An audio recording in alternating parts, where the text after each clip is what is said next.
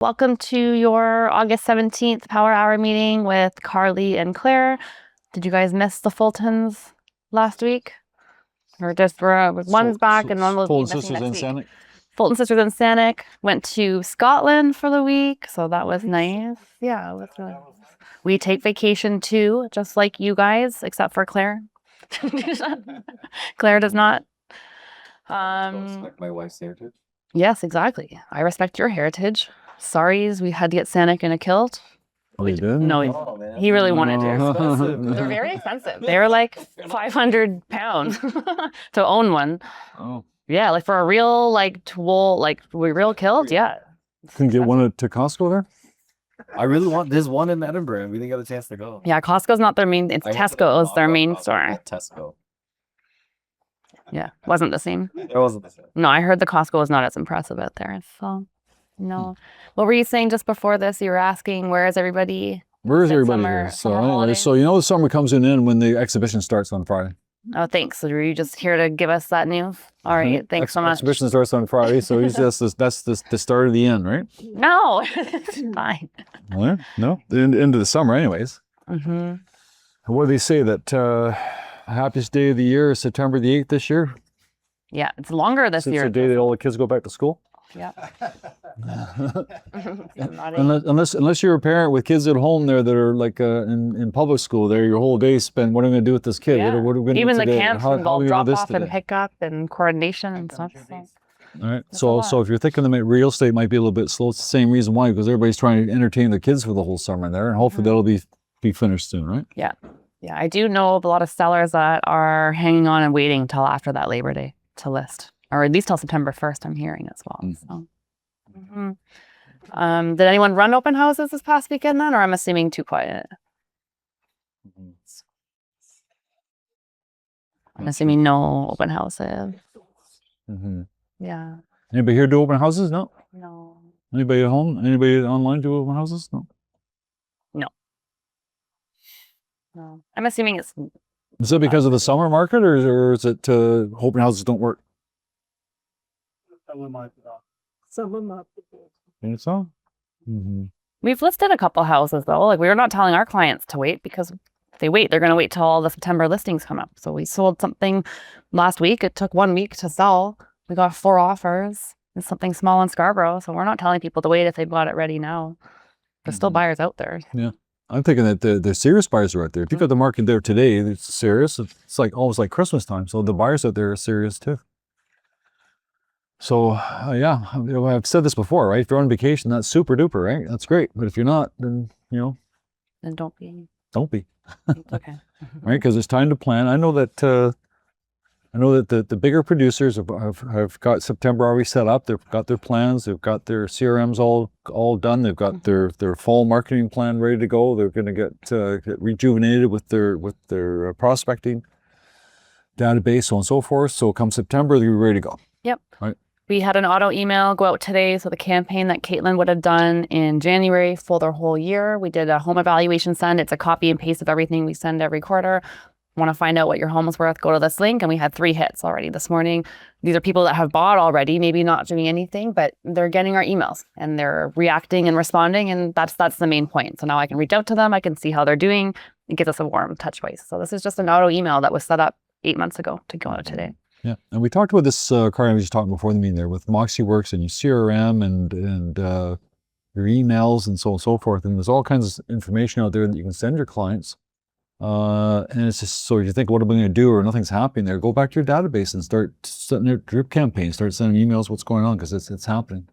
Mm-hmm. As I said before, people come September, the kids are back in school, they're going to get going again. They're going to realize why, the kids are going back to the same school that they didn't like last year. They're going to the same kids didn't like last year, and time to move and try to find a new school, right? Or a new house. Yeah. So if the idea of a campaign freaks you out, like setting something automatically, just do something custom. Just set something up right now and send it to your people. It could just be something very simple. If setting up a whole 12-month thing seems scary, just send one right now. Yep. I know some agents that what they're doing, they get like 100 or 200 cards, door hangers with their name on it, thinking about selling, or I just sold this, whatever it might be. And then whenever they find themselves not in between appointments, or a little bit of time in their hand, they drive up to the little farm area there and they just deliver, 5, 6, 10 flyers at a time. And away they go.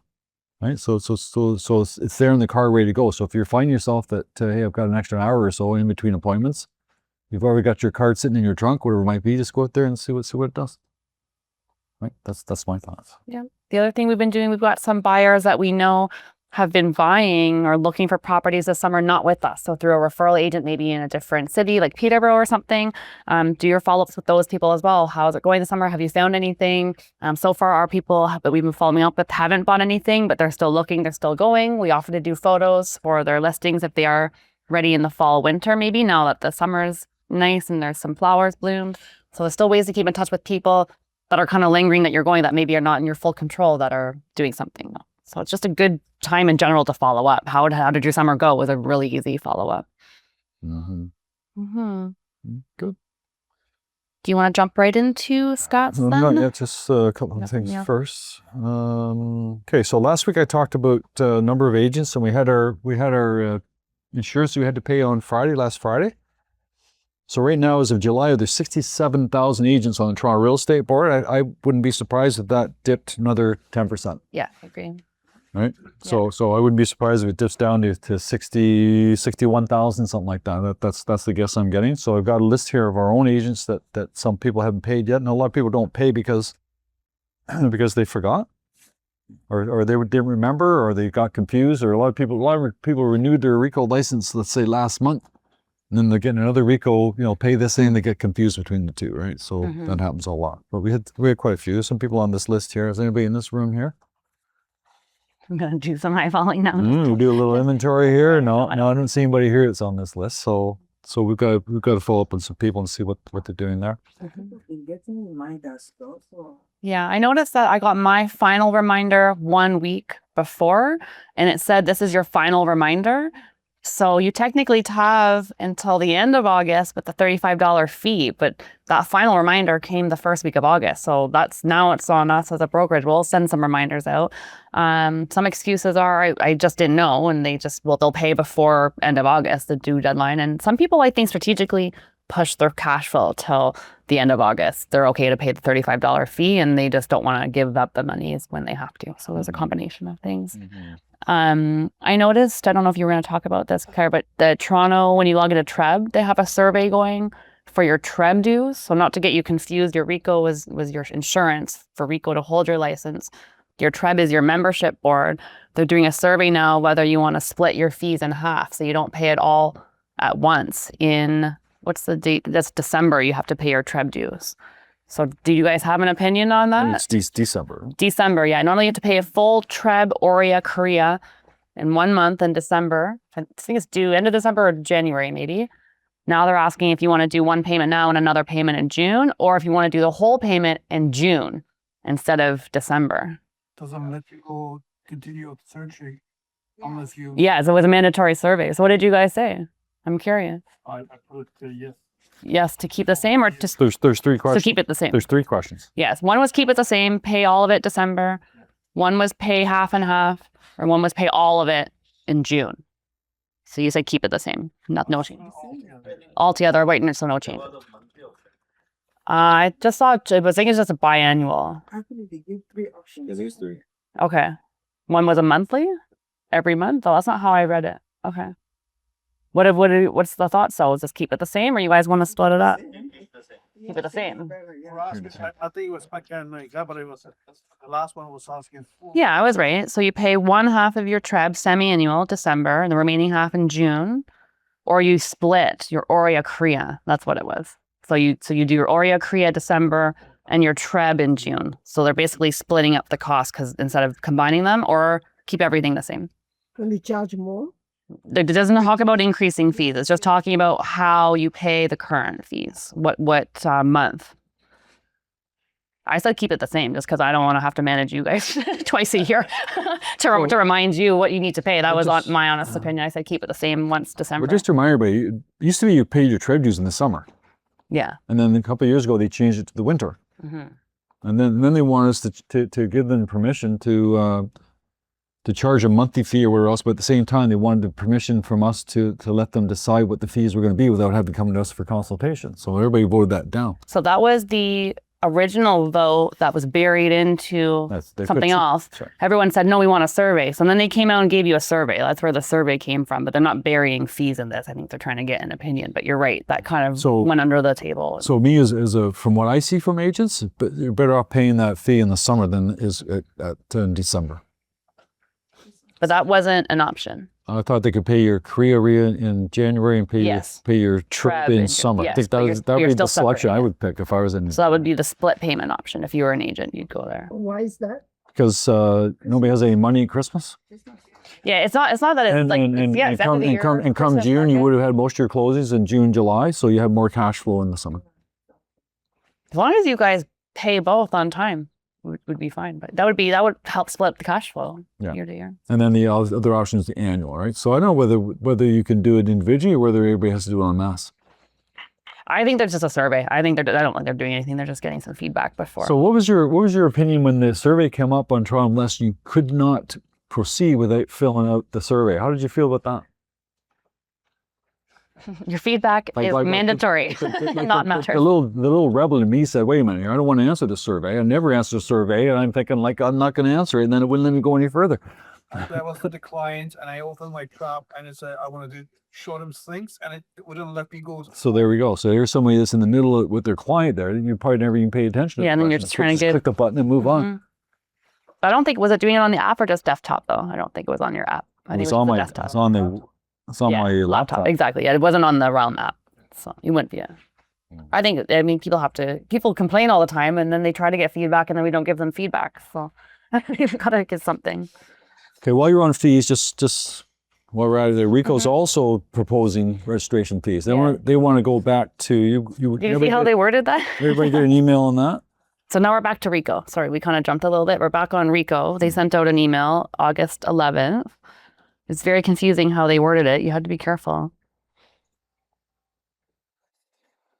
I'm just reading it right anyway. So they want it doesn't really matter how the math works. They want to increase your fees.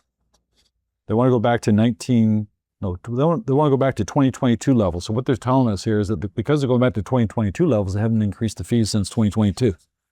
So they're trying to justify what's going on. But what they're doing is they want to increase your fees from how much?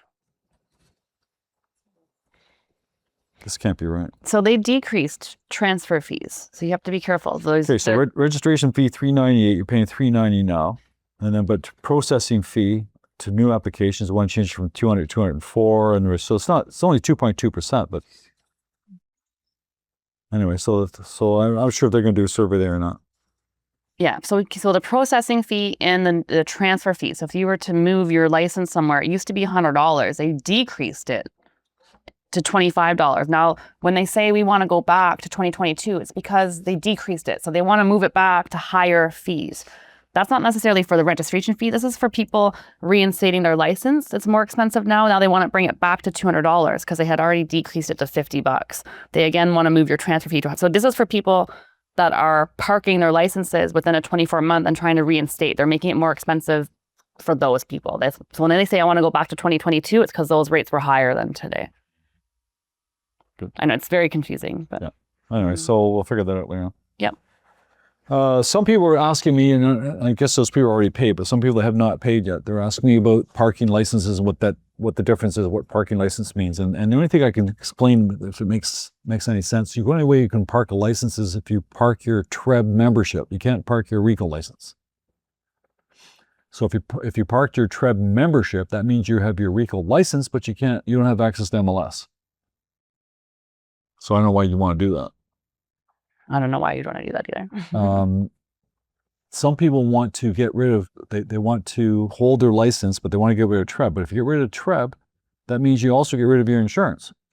So you can't park your license and have your OWRP insurance. You don't want to pay that $2,000. That's all it is.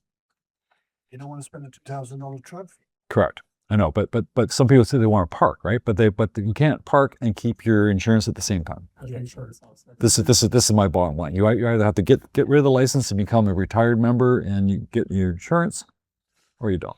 Wait, when you park your TRREB board membership, truly that should be for people that are going through life transitions. Maybe you're going on a mat leave, or you're going on a sabbatical, or you're going on some sort of leave, or you want to hold your RECO. You're less than 25 years in the business. Correct. Like, yeah. So you're not in a retirement stage, but maybe you've just got your license and you're in a life transition. You want to hold on to your RECO, but you don't want to be part of the TRREB membership. But otherwise, you can't park your license. Mm-hmm.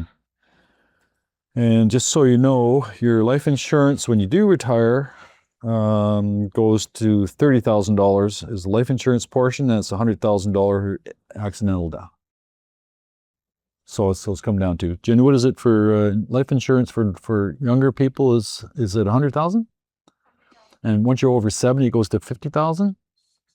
Goes to 65. And once you retire, it goes to 30. Okay, so there's the answers there. So.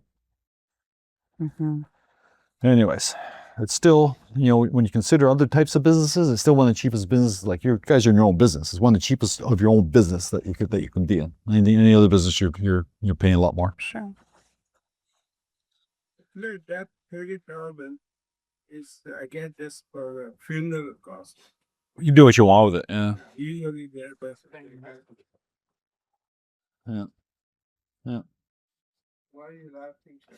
I didn't hear it. It says you could have messed it. Oh. You can't do anything with it yourself. You're gone. So your kids can do whatever they want with it. Yes, that's true. Next of kin. Yeah. That is it. Whoever's in your beneficiary. Whoever your beneficiary is, make sure you check that out too, right? Make sure if you have particular instructions, make sure they know what they're supposed to do with it.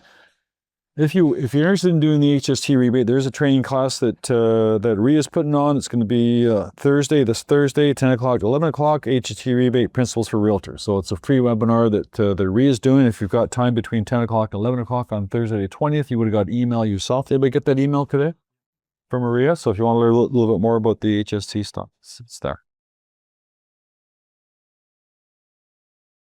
Stats. Mm-hmm. Okay, so as of the August 16th, we've got 26,000 active listings. So it's hovering around 26,000. It's been that for a while now. Almost 11,000 are condos, 15,000 are freeholds. Vacants about 33%. 41% of condos are vacant. 27% of freeholds are vacant. Sales for the first 16 days of August versus the first 16 days last year, it's down about 9%. Last Monday was down like 35%, so it's come back a little bit, right? So it's down about 9%. Sales over asking, about 15% of the properties right now. People are asking that, should I to reduce the price? Should I do multiple offers? About 15% of the time. One time it was 25%, so it's getting worse. Mm-hmm. All right, so it's not something I'd really recommend that you do unless you're going to make it obvious. Yeah. Projected months of inventory, about 5.7. I'm projecting this month here to be about 4,600 sales. 4,600 sales is we're almost getting into December numbers. Yeah. Mm-hmm. Well, I thought I had mine. I'll read yours instead. So we started the year off at, last November was 4,900. Last November was when things went a little tight, right? So 4,900, and there was 3,600, 3,000 in January, 1,300 February, then March was 4,900. So we're back to March numbers. April, May, June, which would have been our spring market, was 5,900 sales, 6,500 sales, 6,700 sales. So if we go down to 5,000 sales for the summer, that would kind of make sense, and then it should pick up again December, October. Market watch last year, by the way, was 5,168. Sales compared to July 16th, we're down 16%. That makes sense, right? It seems quieter in July, Nelson? Quieter in July than it was, quieter in August than July? Yeah. Leases, we got 15,000 active leases out there, 7 and 7, both condos and freeholds. Vacants about 48%, which is, I guess that'd be normal for leases, right? Leases made, they're also down about 9%. They're down 10% for condos, only down 6% for freeholds. Those are leases. And compared to last July, they're down to about 10%. So we're in the summer market. Yeah, we can't forget that it's a normal summer market, but it's still down. Yeah. So, It's still down. But Mhm. yeah, my point is, as I was saying before, it's okay to be summer market, but we have to get ready for September. So I think you're going to see more activity for September. Do you think? You speculate? I think so. What do you guys think? Do you feel like clients are going to be more ready after the long weekend to do stuff? Sandra, what about your buyer clients? Are they still? They're looking, but the inventory is not there. So I think there'll be more inventory September. Oh, I'm definitely not doing as many showings. Mm-hmm. Still, people are still actively asking questions. Mm-hmm. Do you think that Trump and his shenanigans are affecting us? I don't think that's the reason for why it's quiet right now. But yeah, I think it's affecting us. Like I wonder whether or not that new tariff will affect. I'm not sure about Toronto area, GTA, but certainly outside areas might affect them. If he comes in with those things, I just hope he turns into Taco Trump. That's all. Right? Trump always changes his mind. Oh, Not. Taco Trump. I think the Chinese. What's the president of China? What's his name? He mentioned that. You call him Taco. Oh. Trump always chickens out. It's called. Sure. No, I think people are waiting till after Labor Day to list, and I think any buyers that are looking are going to wait. They're waiting for more inventory. I know there's 26,000 listings out there, but even my buyers they're not finding anything that they like. We started off June with something to see every week, at least one, and I haven't seen anything to go look at this past couple of weeks. So. but then when we were at 14,000 active listing, what were people saying then? Because you're definitely gonna have that much inventory back then. So that's what I've been trying to tell my. But it's like, I know you don't like the inventory, but imagine it being down to 14,000. And then you really wouldn't like it, right? So we had 14,000 not too long ago, and then now Yeah. it's like 26,000. So there should be more know. inventory. But is the inventory out there? Is it good inventory? I don't know if like my people are picky, but like we're looking for really particular When I say things. good inventory, I mean is it priced right or is The prices are high. Yeah, people Prices are still high. Like, I've been looking in Feinberg now, and I'm noticing like there's some guys who are still selling at 2 million. sellers just hanging on? Because that's what they said last week. Weren't the inventories down like 17% last month? They're saying a lot of existing people, rather than reducing their prices, they just took the properties off the market. Yeah. Right. That's what we're seeing now too. Yeah, because the thinking is I'll take it off the market, we'll relist it in September, but they're going to relist it for the exact same price. Meanwhile, prices have gone down 5% each month. So you still have buyers out there that are saying they want to wait? I mean, are you still hearing that? I see they want to wait for, and what do they want to wait for? I'm just curious. At least my experience, they want price it the problem. They want you list it, you visit something 900, they want to start with 820. That is where they say market is low. I said market is low. The property is good. Saying the comparative. So even if it was $1 million property and it was priced at 900,000, they still want to come in at 850. So This is what we were saying last week or a couple weeks ago about pricing properties low to generate offers. You got to be careful because if you price it at 900,000, you get 850 offers, even though you want over $1 million, right? So sometimes optically they want it that doesn't work. negotiating route. Are those buyers scared to even try an offer? Are those buyers scared to try an offer? Yeah, they don't want to. I mean, they are trying, but they are not getting it. They are trying the offers though. They're trying the 100 offers. They're like, actually on paper. But that's not the real price. Someone has priced it appropriately at 900, and the buyers are still giving under. So we're not educating them to say this is the price. I am reading other studies. Like this was more related to Gen Z type buyers, but they're more focused, way more on cost and price than even location right now. So there's buyers that are willing to move to different cities just to get the price they want, versus before they wanted to be in a good area, a good location. They would pay a little bit more to do that. A lot of the Gen Z buyers, they want their budget. They want to protect their cash flow, and they're willing to move around to do that. But that's what you're trying to say, is to educate them on market value. Well, I'm just curious, like, because now I'm reading this morning there that the CPI went to 3% from 2.8. So it's going the wrong way. We want to make it 2.6, not 2.8. And they're saying part of the reason, of course, is the cost of gas and the cost of travel. Even though food itself went down, cost of food went down, but because of travel and gas and anything related to gasoline, I guess, went up, right? So the problem there. So that's why I went to 3.0. Just economics here, 101. If CPI goes to 3.0, what would you expect interest rates to do? I don't- Correct. Why? Right. So likely if inflation goes up, they want to increase the rates to force it down. If they decrease the rates, it's going to force prices up, inflation, right? So if you've got a buyer there that says, I want to wait for the prices to get better, or I want to wait for the interest rates, see, the market's going the other way. So if you're going to wait, you better think about doing something today rather than You don't get one tomorrow. without the other. If you get lower prices, you're going to get the consequence somewhere else, right? But just pay attention. I mean, Yeah. why is it important? CPI at 3.0, right? So, and I think what happened during the pandemic when the rates went down, like, what was it 0.5, 1.5? I think that was good to stop deflation, but they waited too long to increase it. That's right. And when they did left increase too it, they long. went too fast. Yes. Yeah. Right? They went too fast and they waited too long. Anyways. Nowadays, I see buyer when they decide to put offer, they run the expected sale value on ChatGPT. Okay. So the question is that a lot of clients right now are running the property through ChatGPT to get an estimate of value. Yeah. So, yeah. Claude, you try to put the value. I mean, I have phone listing. That was fine to see yesterday. Yeah. The whether I have listed it at the market price. Yeah. 30 ET. But when I'm trying to put an offer from a buyer side, Yeah. people are, I mean, I don't know, sometimes ChatGPT, I mean, last week I killed one team.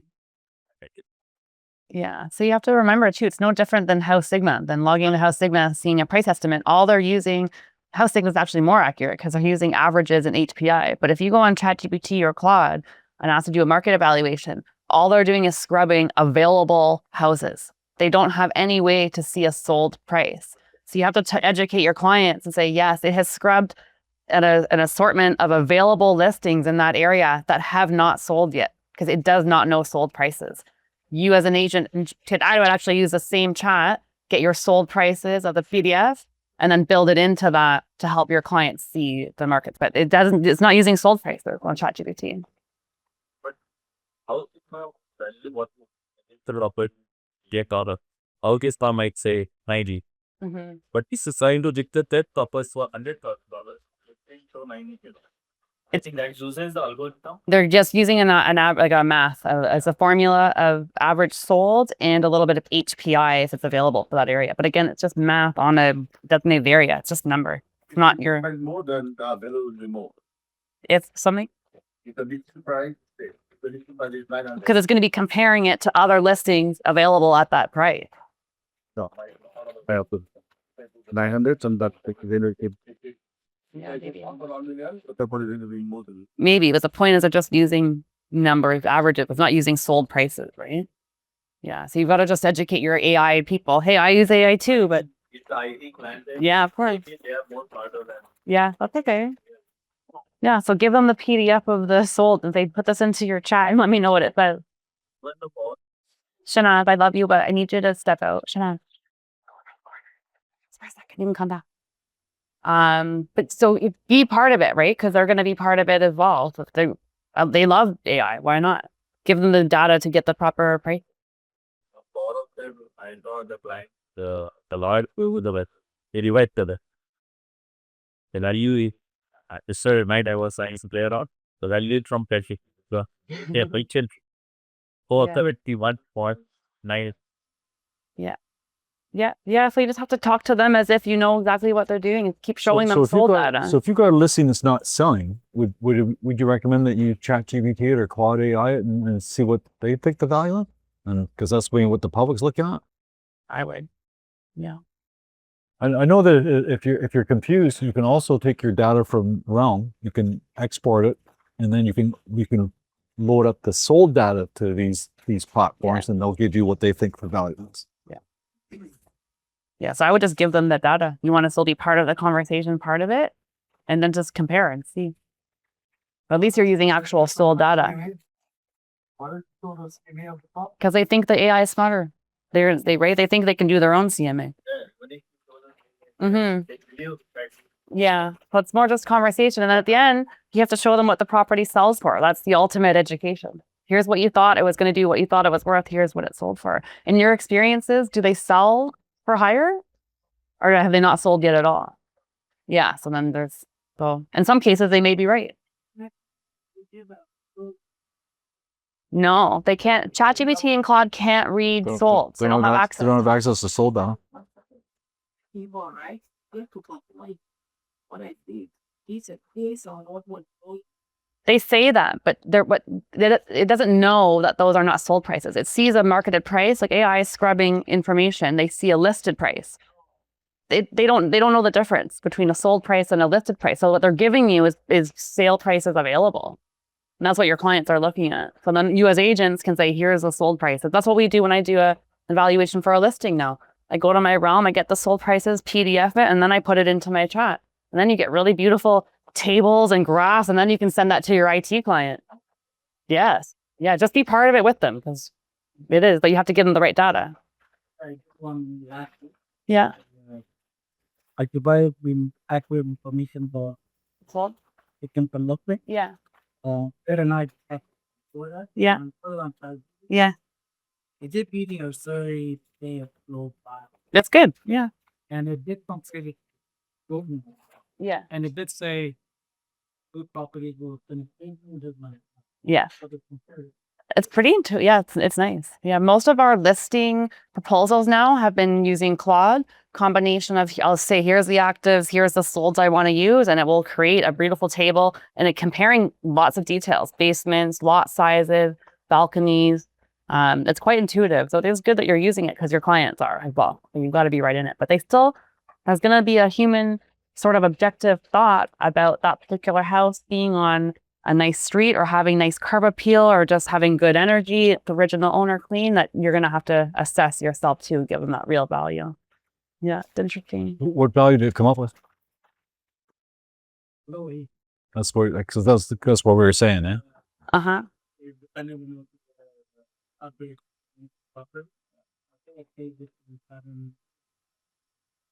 That's what we were talking about too. But your client wanted something with an 8 in it, right? So it's amazing. It's amazing. I love it. And it's not listed yet, right? You're going to list it? So let's watch it. So you know the trick I used, right? Just looked at the taxes, right? So you could tell right away that the house you had was not the same house as the other guys, right? That's curious. Did you list done or no? Okay. Nice. Okay, so let's watch it. Let's see if AI matches. So use AI to your advantage. That's what I guess what we're saying. Yeah. Right? Yeah, your clients are going to be, especially yours. They're going to be all in it.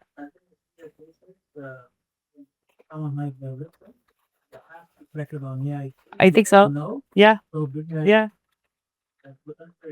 Owner of the tractor. Mm-hmm. Sure. So I guess you should do it. That should be one of your routines you do, right? Yeah. So you should build So I'll your tell routine. So you- what's my listing worth? I'll tell you a case Sure. study. So we just sold firm 11 Fundy Bay. You can look it up.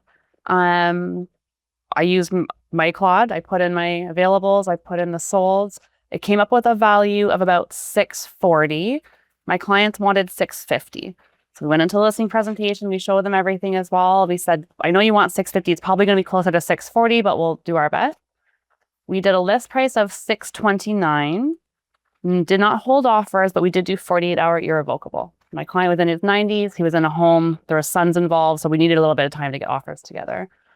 We got 12 showings in about 3 days.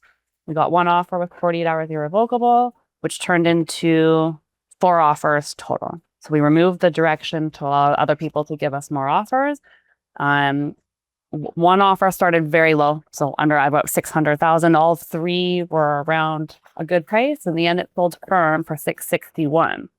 About 10 grand more than the clients wanted, 20 grand more than what AI had thought. But the pricing strategy, I think, was what really helped it because we had enough activity to generate the 4 offers, and what did sell conditional and came firm after.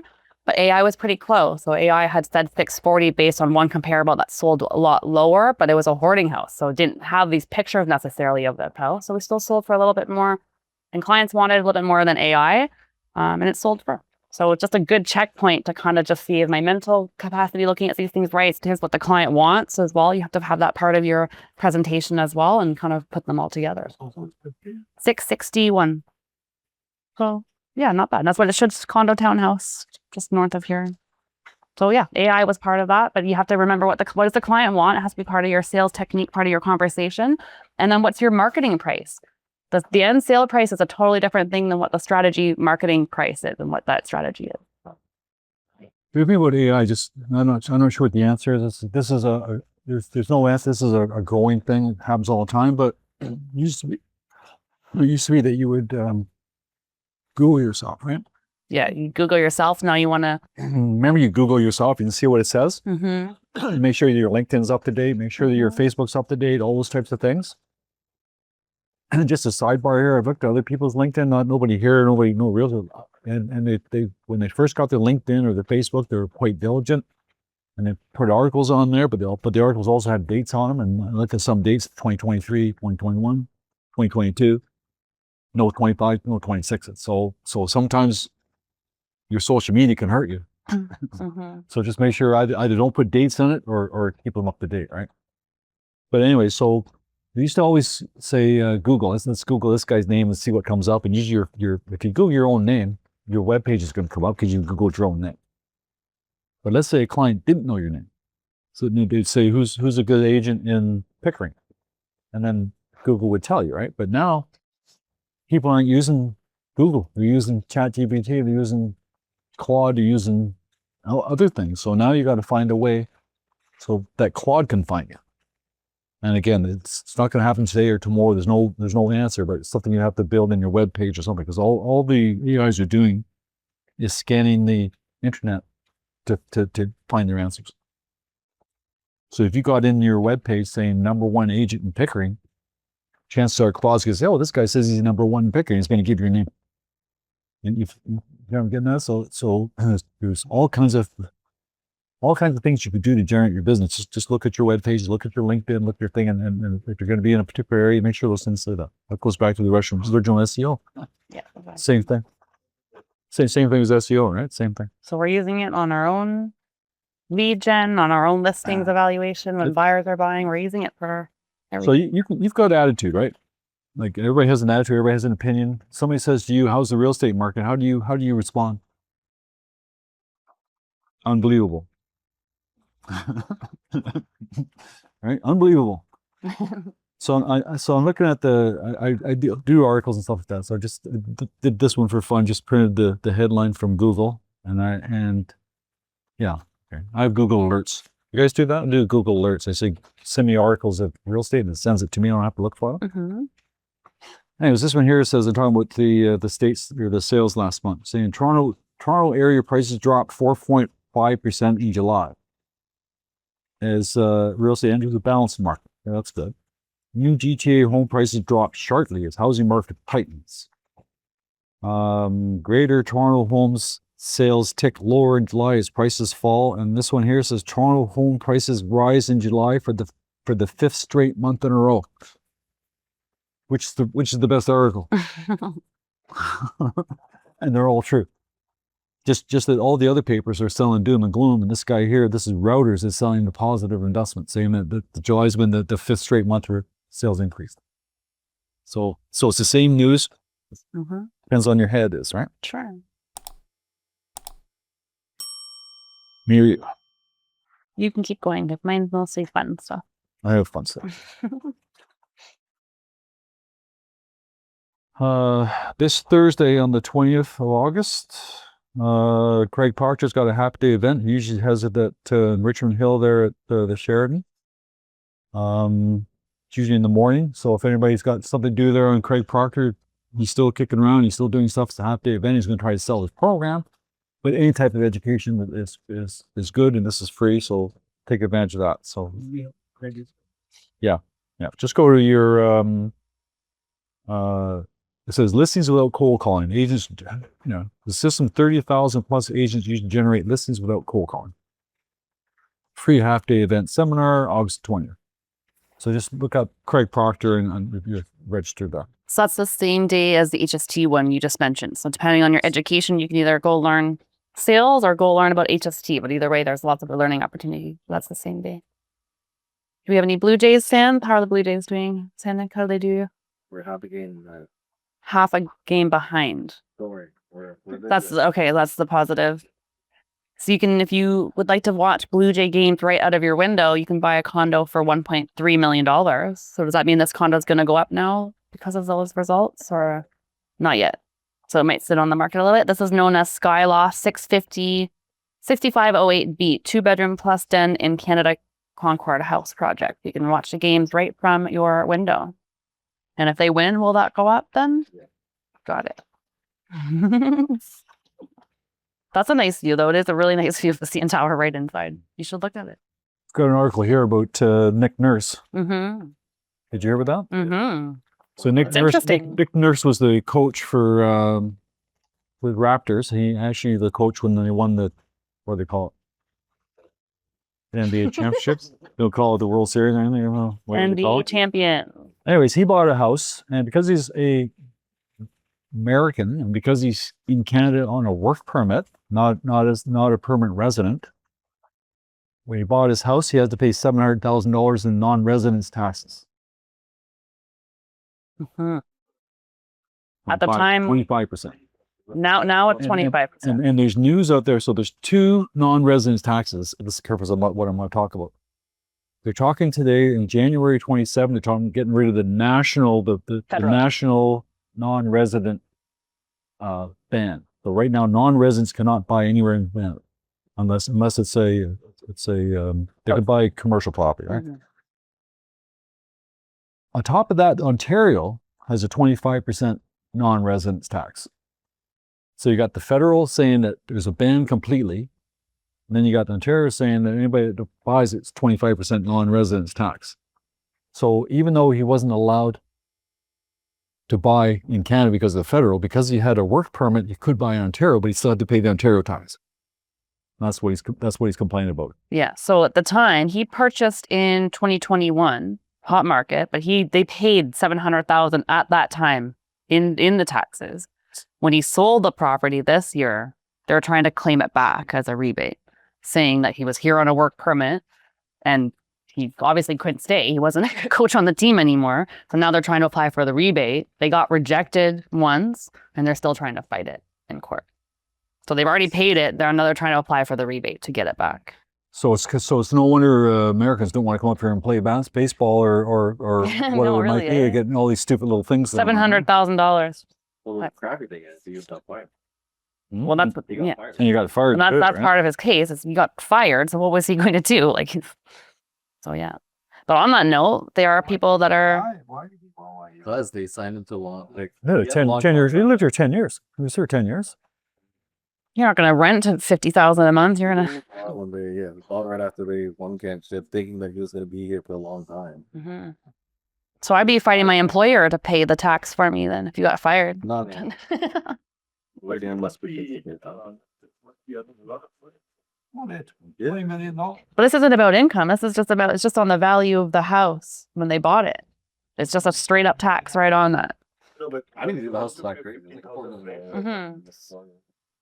If it was 25%, it'd be like a $2.8 million house. So at the time it was 15. Now it's 25%. At the time you paid it was 15%. Oh, okay. They've changed it since today it's 25%. On that note, though, what do we think about the foreign buyer tax? So the federal one's going to go away. Well, unless they redo it, it's going to expire January 1st, 2027. What do we think? Do you think they need to just let it expire or redo it? Is it going to help people if they get rid of the tax? Yeah, I see. Think it will help? They're saying it's the PR of it that will help it. So the same way the PR of it helped it when they introduced it, it was the PR of stimulating it to be only for people locally to be able to buy housing here. So for that same reason, they're saying the PR of getting rid of it will help, but they're not saying it's going to have a direct impact on the market. So relifting the ban is not going to introduce a surge of buyers, but it may help sell a couple more pre-construction units and may help a bit of the PR with people thinking about investing in Canada again. So I do agree the PR would help it a little. I don't think it's going to make a huge difference on the market itself, but it could help a little bit. So we'll see what happens. Mm-hmm. Yeah. What do you think they'll do? Do you think they'll reissue it or let it expire? So it only represents 4%. Yeah, I've read 2% over. 2% someplace. Mhm. 2% Toronto, 4% in Vancouver. But the PR would be nice if they lifted it. I don't know. It's not because when you think foreign buyers, everybody's thinking China or UAE, Dubai, places like that. But no, we're talking about Americans too. A lot of Americans buy properties up here too. cottages or recreational That's one thing that bothers the Americans too, that they're in their whole trade stuff there. Mm-hmm. I think RECO is getting out of hand. Just a commentary here. Is this online? I guess it is, so be careful. We can edit this part with time. No, it's okay. No, so just so you know, the iPro is, I think it's settled down. I don't know if do clients even talk about iPro? Do you guys even hear about it? Nobody even talks about it? My clients barely know what it is. Nobody knows what it is? Okay, it's just our own little world, I guess, right? And everything has been paid out, I think, by now. So because of that, the registrar got fired, right? The whole board, yeah. The whole of the board of directors got fired. And was this one of the board of directors? I guess she was. She was, yeah. Okay, so and what they're going to do, they're going to replace the board of directors with non-realtors. They specifically said we do not want realtors to be on the board of directors for RECO. Does that make any sense to anybody? I mean, to have none. Like, couldn't you have like 1 or 2 or 3 and maybe have like imagine, 7 people that vote the realtor? Imagine running a company for, I don't know, like food processing, and you want everyone on the board of directors to not have anything to do with that company. They had to all be from the outside, but they're going to run your board and make all your voting decisions. Make all your decisions and everything. They have nothing to do with your industry. You don't know anything about it. In fact, you don't even be touched industry at all. I don't know. So they've done a couple of things that I'm just going to rant. That's all I'm going to be here. So starting in 2027, because of iPro, all the real estate brokers have to do monthly reconciliations, we have to do anyways, but now we got to send them to RECO too, which is fine. And then they want annual filing to make sure that the companies are solvent, which is fine too. I think that's probably safe. But what they've done here, in my opinion, there's one of the people that they fired, I guess, was the broker record for On the Block Realty. Anybody hear about that? It was posted on our WhatsApp group. So On the Block Realty it's a realtor out there. They're doing auctions. They're not. I looked at their numbers. They're not huge numbers now. I mean, they have a niche going on there, which is fine. But they're basically doing auctions. Her husband is the current president of the Toronto Real Estate Board. Do you guys know that? Who's the president? What's the name of the Toronto Real Estate Board? Or the president? No. Right? Anyways, just kidding you, right? Yeah. Anyways, it's I gotta read it too. This guy. So yeah, what's his first name? Mm-hmm. Daniel. Okay, Daniel Steinfeld. Okay, good. Anyway, so we just had our audit too, right? And they had a RECO audit, and they made a couple of mistakes. So they got like some deposits for rentals and some deposits, and they took the deposit and they put it into their general account. Then they found out during reconciliation that it was put in the wrong account. Who did it doesn't matter. And they put it in their trust account. RECO came in and saw this and decided that it's against the law. You're not allowed to put money into your general account that's supposed to go into your trust account. Make sense? But do people make mistakes? All the time, right? Do people not make mistakes? And also they have to sign off a piece of paper every month. I have to sign this piece of paper every month, and I have to sign the reconciliation report. So I have to do those 2 things. These guys, they failed. They didn't sign on time. They're maybe a week late with the signatures, and they made some clerical errors, which they corrected. RECO's decided, no, we're going to teach you. We're going to teach you, and they decide we're going to take you to ethics, and they have to show up in front of the committee and do the ethics thing. That's not the worst part. The worst part is it got published on the RECO website that these people are being not guilty. These people are being investigated. They have to go to ethics and stand up for themselves. Maybe they're going to be innocent. Maybe they're going to be guilty. Don't know. Currently, these are all just allegations. There has not been any hearing or any final decision. So what happened from that is it made the Toronto Star, and it made social media because she was one of the board members of RECO. Everybody's just dragging her through the mud as if she's done something horribly wrong. I think, to me, it's a horrible thing to do. It is horrible. You can't compare. It affects the whole business. I don't understand. Someone like iPro, who literally stole trust money, like it is gone. We had to go through insurance to get paid, versus someone who made a clerical error and didn't report it in time. Those are 2 very different scenarios. Meanwhile, if you go to your RECO, which I know you have in front of you, there are way more worse cases that didn't smear someone's face all over the news outlet. But I think the privacy. Yeah, and well, there's no privacy. That's the problem. And so our whole industry it's really weird. So if somebody wants to get politically active, I mean, there's some things. Well, the going weird on part is that it's the media loves this because it appears negative and it appears like we're going after this volunteer now who's made a clerical error. So the media loves this stuff, and there's nothing else to report on right now because sales are not doing very much. This is what the media is deciding to report on, and I think it's a bad direction for what's about to happen because if we're doing Toronto Star articles on clerical mistakes, just wait what's going to happen for the rest of your No, I'm assuming it's clerical. I'm assuming that they're well, it's alleged. We can only so assume. Nothing's been but proven. I don't think it's fair. I don't think it's fair. It's not. I think I would expect TRREB to step in and say, hey, like you guys aren't treating our people right. But no, I wouldn't. That'd be too much to expect. So the point to you is be careful when you read stuff like that, because I had some comments sent to me. Oh, can you believe it? Look what they did. I said, did you read the article? Did you read the allegations? Because don't make assumptions based on the Toronto Star making an article or REM Magazine putting an article. Read the consequences and pay attention to what the hearing results. The hearing results are what's going to tell you. So we could have easily been in the same boat. That could be my face one day on here. It could be your face. No, we had the bank make some bank errors. Sure. Yeah. And we found the bank errors. It wasn't us. It was banks screwed around, and then so it could have been there too. Anyways, Meanwhile, where are our pro guys? Where do they go retire to? that's my rant. That's my rant. That's fair. One more rant. Are you gonna do this one? Who's been around for a long time? Everybody remember the name Harry Stinson? Yeah. He's still alive. He's okay, right? No. Harry Stinson was one of the original guys that did condos. He did the Candy Factory. He did. He's a realtor? He's a realtor. Candy Factory lost. He did number 1 King West. He was developed. Oh wow. He was a real character. He used to be partners with Brad Lamb. Okay. Actually, no, Brad Lamb used to work for him. And then they were partners, and then they split up. And then he did with Mervish. He tried to do some development with the Mervish family. 1 King West was a very successful development. 1 King was a mess at the time, though. Was it? Apparently, he's a successful guy, but now he's living in a loft in Hamilton or something there. So he's still alive, but he's still kicking, right? Okay. But anyways, they're going after him. Oh. Yeah, what are they going after him for?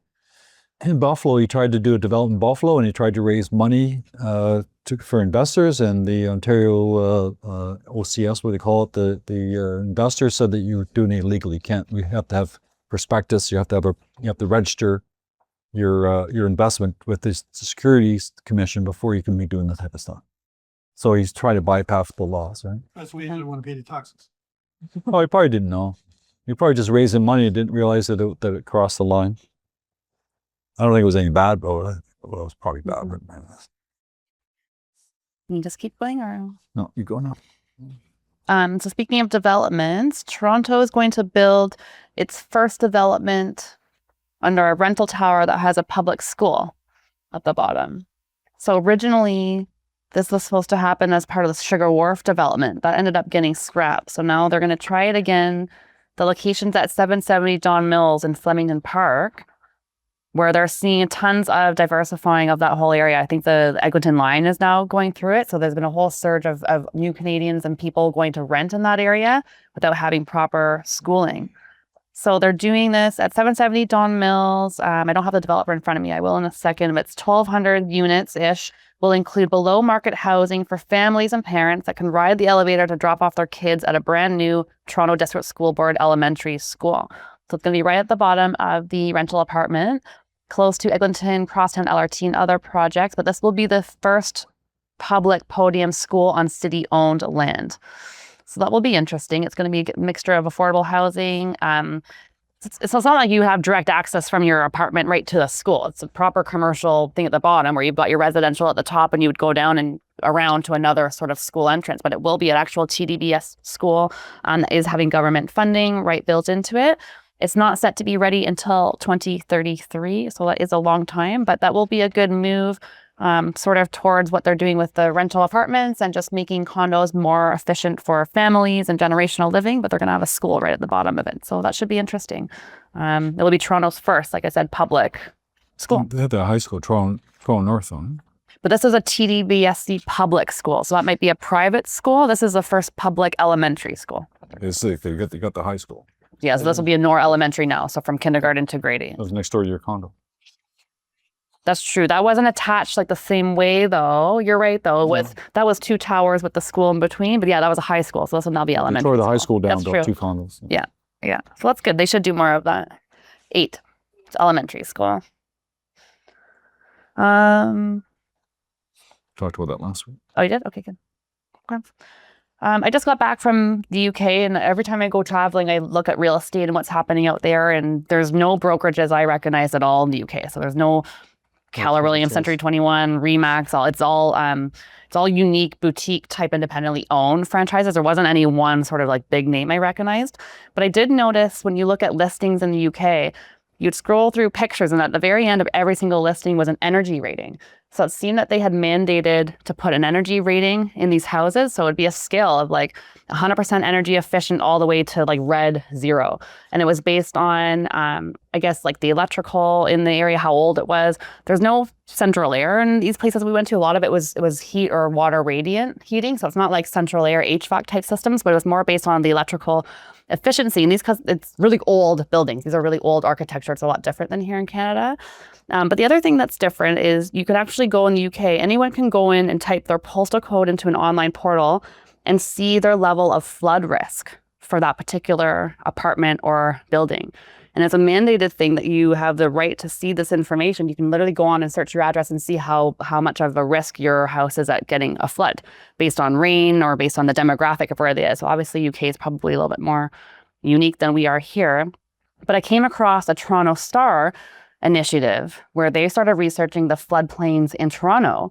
And they realized that in Toronto, we actually gatehold this information. So we do have one sort of website where you can go see a little bit of flood patterns, but it's not the same document to database that insurance companies and major commercial firms use. So there's a whole database of flooding information that your insurance companies use or that the REITs or commercial people will use to determine the likelihood of investing in that property that is not available to the public here, at least in Ontario and in Toronto. And so the Toronto Star has gotten together with a whole bunch of universities and just trying to get the public data to make it so that publicly you can go in and search for your property and see how much at risk of flood it is. So they're talking about this information shouldn't be withheld from the public because they deserve to know. But why they're not issuing it is because they don't want the governments to have to deal with the repairs and the renovation costs of the floods. But it's an interesting thing that in the UK, you can go on and see your risk of flood. And here in Toronto, it's a little bit gate held. But I mention it because one of my first deals I did in Toronto when I first got my license, we ended up putting an offer on something conditionally, did an inspection. And through that inspection, we had done some Google searches to realize that the year before was in the middle of a huge floodplain. That particular house had suffered huge, massive floods that were not disclosed to us at that time. So we ended up backing out of the deal and not going forward with it. But had we had a database to go and search for this, we wouldn't have known this unless we had to go on Google and look at the address. So there's some, Toronto Star has it right now. We can go on and do an interactive map search. You can go look at the map of Toronto and go look at the areas and they show you which is at risk for floods. It doesn't mean it's going to flood one day or it has flooded, but it just shows you a bit of a risk of where it's located and where the drains and stuff are flowing through that system. So I'm just telling you as agents, you might want to, when you're buying property, if you suspect that that house is a little bit older, I know Sanik, you had your mom's house had some pipes burst too. There's no centralized information to find out what is at risk, depending on what level it is for altitude or like where all the pipe drains and stuff are. So Toronto Star has something now where you can go and search for a little bit of a risk, but the information is there that we're gate holding a little bit and not giving out to the public. So the question is, should public be able to see it? Some solution to this. It could be. So a lot of new builds now for proper building code, all new houses have to be built with sub pumps in them. That's part of building code now today. But a lot of houses you'll see do have sub pumps or don't. I know my house has a sub pump because I'm in an old sort of 60s house. But do you have a sub pump now at Cullen? Did they do a sub pump? No. So I think all new houses are to code. They have to have sub pumps in them. The flood that they're talking about here was backup sewers and stuff like that, which your sub pump's not going to help you there. These are all city plumbing, right? So when we type offers to you guys, we put a clause in there saying the seller warrants that to the best of their knowledge that there's not been any floods. That's why we stick it in there. Mm-hmm. So if you type your own offers, make sure you put something in there too. Is we put what deaths and floods. Fire, floods, yeah. But there used to be, I was looking else in there. We used to be something on. I thought Geo was for insurance claims. I guess that. So it used to be we had access to insurance claims, but that report's gone now. Yeah, so what they're saying is insurance companies have access to that. Private companies have access and they use that. There's even some companies that do their own flood analysis and research. But now you can go on it. They talk about a Toronto secret flood map, and you can go on the Toronto Star and they've got an interactive map of what could be. It's not going to say if it's going to have a flood or not, but it's just to give you a little bit more information about where that particular house is situated. Especially in the beaches, right? There's all kinds of rivers that went through the beaches, Well, and beaches- they just put a sewer pipe down and covered them over. Well, I think that's why they're saying they don't want the public to have this information, because now they're going to demand that the plumbing be done properly because they don't want to make it their fault, right? But there's also in the west end of Toronto too, like the W area.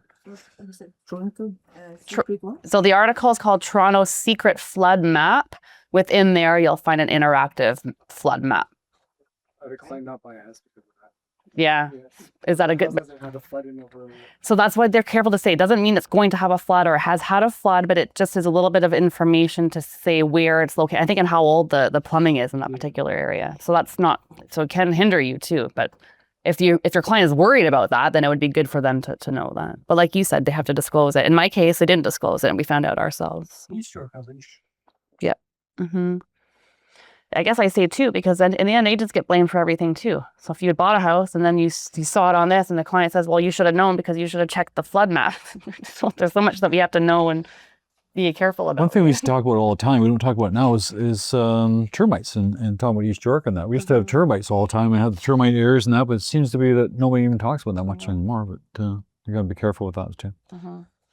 Next year, not this year, next year, Tarion, if your people buy a brand new house from a builder, it's it's an option for the buyer. Well, it's the responsibility of the buyer to register their purchase agreement with Tarion. They just started that this year, I believe. No? January 27. So even though it used to be that the builder would report the Tarion, but now they want the buyers to report. Why? Because a lot of builders aren't reporting it because they're not registered with Tarion. So it's another way to get taxes out of the builder. Who pays for Tarion then? Builder pays for it. Builder pays for Tarion because they've got to pay for it before they start building. All right, but the buyer has to register come January. Yeah, I think we have to do. Well, come January, it's going to be the warranty program is there. You're still protected for your deposit, but even if you don't do it, but there's some other things that they're not going to be proactive. But we'll deal with that more come January. So I think what they were trying to do with having you register is they're trying to get rid of self-proclaimed builders saying it's under Tarion and not ever registering with Tarion. So when the new buyer goes to register it, it now creates a flag that it was actually probably maybe not in Tarion before. So now the government has a record of that. And new home sales jumped in Ontario following the HST cut. So it's working for new homes. Remember I mentioned last week I saw some people building houses, so it's actually working. So they've actually had an increase, 130% increase from the starts this year versus last year. So this home rebate the cash is helping move the building of homes. So that's good news to hear. Good. This was an opinion from Kevin O'Leary. He's an Dragon Den. He's an entrepreneur in the U.S. He had an opinion about young people owning houses. I know a while ago you did your own little study of. I know. Kevin O'Leary. He turned to a Trumper. That's okay. I mean, it's just an opinion, but it is sort of in line with what's happening in today's world. But his opinion, this is just an opinion. Young people should avoid entering the real estate market until they get married, start a family, and need long-term stability.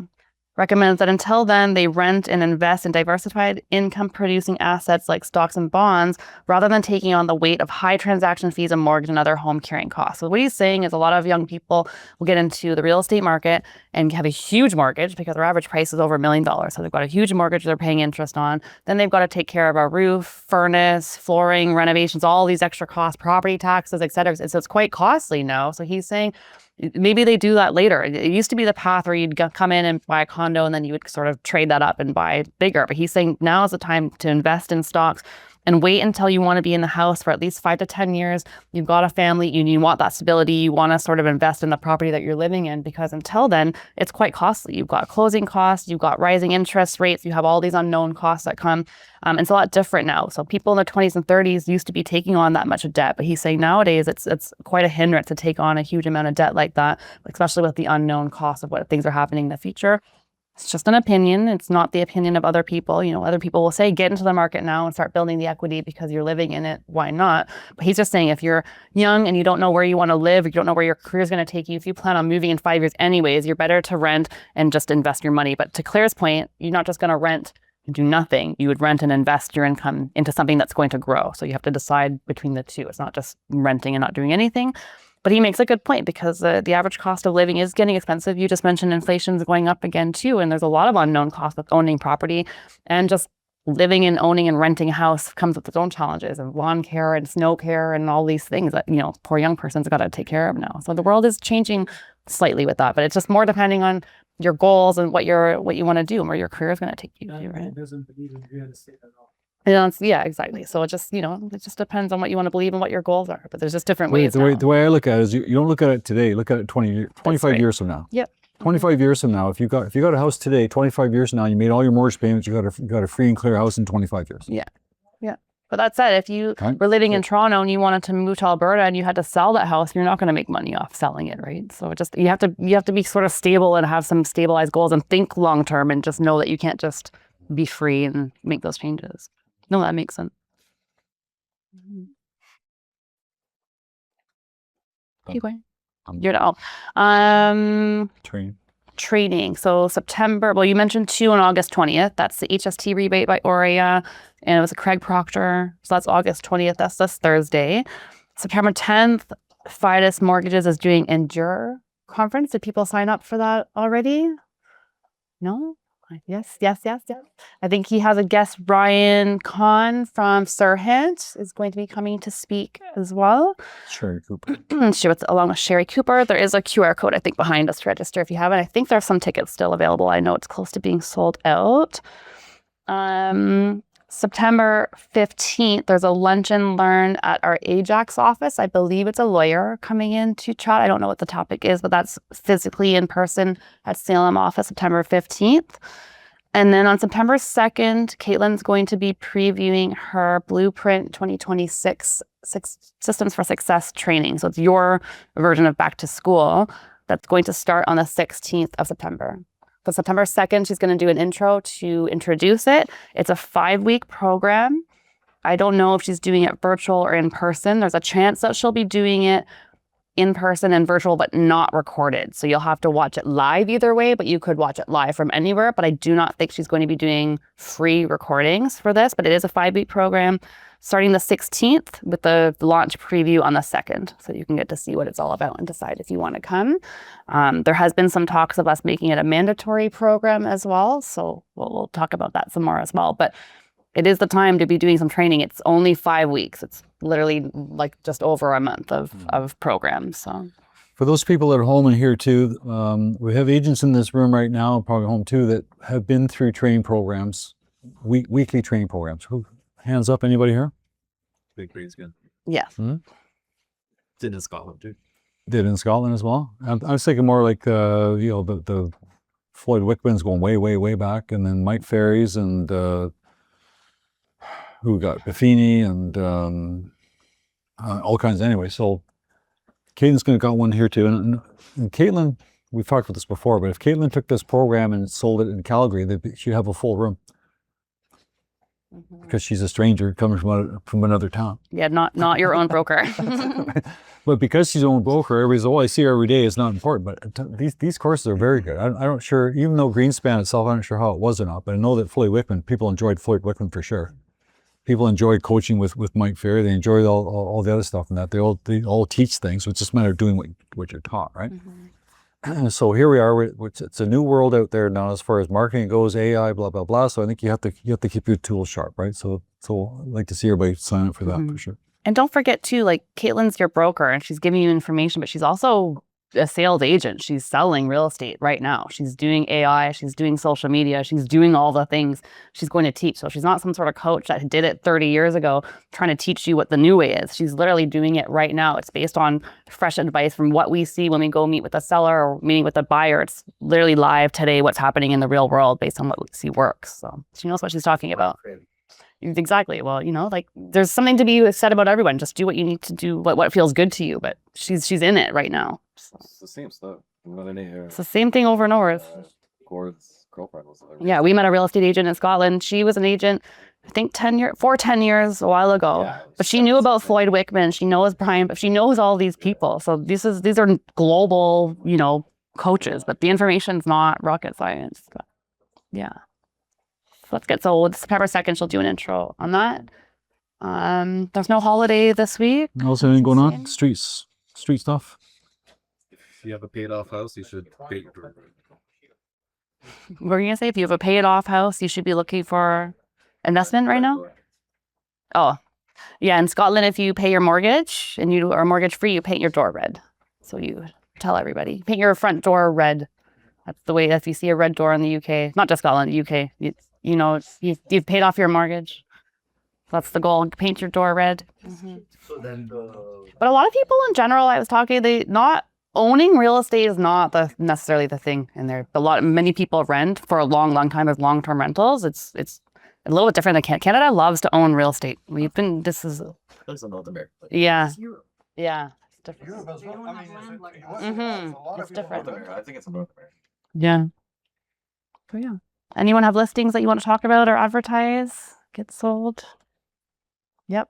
You have 4 listings you want to talk about? No. But you have 4. So go talk to Sandy. Anything that has been on the market already that you're struggling to sell, or they're all coming up? Power of sale still available? Okay. Is the bank determining that price? Is the bank telling you what price it has to be at? So that's challenging. So you got one on McLevin. What number? 88 or what number? 417. 471. 471 McLevin. And what's it listed for now? That's the price. 471. It's 471. 2 bedroom. What's what the maintenance fees? 600. So it's normal. And you're getting an action on it? Nothing. Really? Price is wrong. You gotta tell the bank. You think it's like? Price You is think it's going? I feel I just telling we can really because everybody said hello to the beach. So there will be more showing, but they say do it. 34. Yeah. I have one in Hamilton, Hamilton. 6 days back. Okay. People. I have one condo 400 rent listed 4 days back. So the condo in downtown's getting showings? Yeah. Okay, good. If anything will get showings if it's priced well. Sorry. Anything will get showings if it's priced well. No, everything is. That's what I was thinking actually. Yeah. There is Mm-hmm. priced at the market. Yeah. Do we still use the same rules at 21 days, 21 showings, or do we change it now? Is it so 21 days on the market or 21 showings, whichever comes first? If no offers by then, it's time to look at price. Yeah, we use 21 showings, 21 days just to get the motion out of it, right? Just to make it mechanical. Yeah. So Mr. Seller, if in 21 days we don't have anything, we're going to talk about a price improvement. So they're not surprised. And that includes the seller being the bank client who thinks they know the market and wants to recover their money, but the market's the market. No one's just going to pay you more because you're a bank. So yeah. But condos are definitely slow. We just listed a Village Green last week. It's definitely overpriced. It's only two showings so far. Condos are going down every week. I don't think so. I think it's just the summer. I don't think it's cost. I think it's just the time. I think condo prices are still going to go down. September 15th is the next. What's that for? Sorry. The next interest rate announcement. September 15th, you said? No. We're looking at that. We're validating it right now. I don't know. September 2nd. 2nd. So if nothing happens with inflation, you could expect an increase. So I don't know if we should tell people. My clients aren't really bugging me. They're not. It's not interest rates that are our issues. So it's a price, right? It's price. It's actual price. So Mm-hmm. My niece use property is not sold yet. Okay, mixed use property. So that's a rental property or is commercial in that too? It's mixed. Mixed. Yeah. residential and commercial. Yeah. So I think we know what the problem is. Price is the issue, but seller is now only to be paid. And that was not the agreement we had. Mm-hmm. So she told me she would, but Yeah, she's still not. Well, yeah. It's they know what to do. Yeah, so just check in. Like you can make it a daily check-in every week. So every Tuesday is your check-in day with your seller, and show her what's happening in the area, and have the same script over and over until they feel ready. But yeah, that's every week, sometimes twice a week. yeah, that's all you can do. It's like, Mm-hmm. Yeah, it's just price. Anything else? No. Okay. Anything online people asked or no? Okay. Otherwise, we'll see you next week then. Have a good week.